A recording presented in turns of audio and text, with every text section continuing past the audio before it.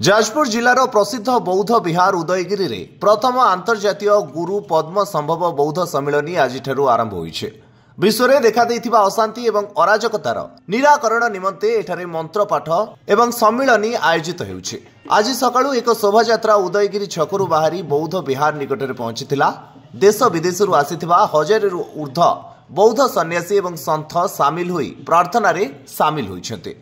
ଏହି ସମ୍ମିଳନୀକୁ ସିକିମର ମନ୍ତ୍ରୀ ଭେନ୍ ସୋନମ ଲାମା ଆନୁଷ୍ଠାନିକ ଭାବରେ ଉଦ୍ଘାଟନ କରିଥିବା ବେଳେ ଏହା 5 ଦିନ ଧରି ଚାଲିବ ବୋଲି ସୂଚନା ରହିଛି। ଲାଇଟ୍ ଅଫ୍ ବୁଦ୍ଧ ଧର୍ମ ଫାଉଣ୍ଡେସନ ଇଣ୍ଟରନ୍ୟାସନାଲ ପକ୍ଷରୁ ପ୍ରଥମ ଥର ପାଇଁ ଏଭଳି କାର୍ଯ୍ୟକ୍ରମ ଆୟୋଜନ କରାଯାଉଥିବା ବୁଦ୍ଧିଜୀବୀ ମହଲରେ ବେଶ ପ୍ରଶଂସା କରାଯାଇଛି।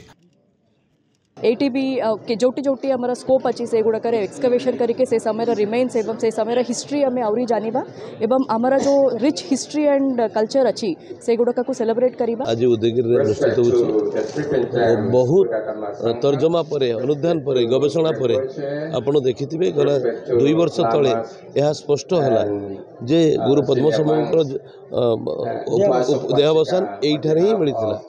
जण होछि गोटे सिद्ध योगी जणे जन्म हूँ संबलपुर रजा पुले से तो बर्तमान एवं जो ये आमर हो पूजाटा ये प्रथम थर पर होशार आगुरी किसी नाला एमती किसी आगुरी आम चेष्टा कले भी हो पार नाला यथर यही पवित्र जगार यहाँ होती सब ट्रेडिशनल लोक बुद्धि इंटरनेशनल बुद्धिस्ट कॉन्फ्रेंस जोड़ा कहते अंतर्जातीय स्तर में जिते सब बुद्ध अच्छा मान पखापाखि 17टा कंट्री आज आसी उदयगिरी पाखे पहुंची से विभिन्न प्रकार मेला जहाँ कहते मेला से कहते महोत्सव कहते चली सबुठ बड़ सौभाग्य विषय।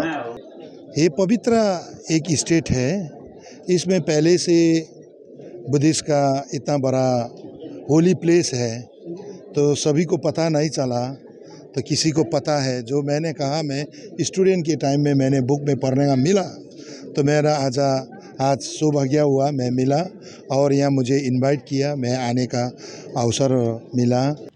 जाजपुर शिव प्रसाद महांती रिपोर्ट धरित्री लाइव।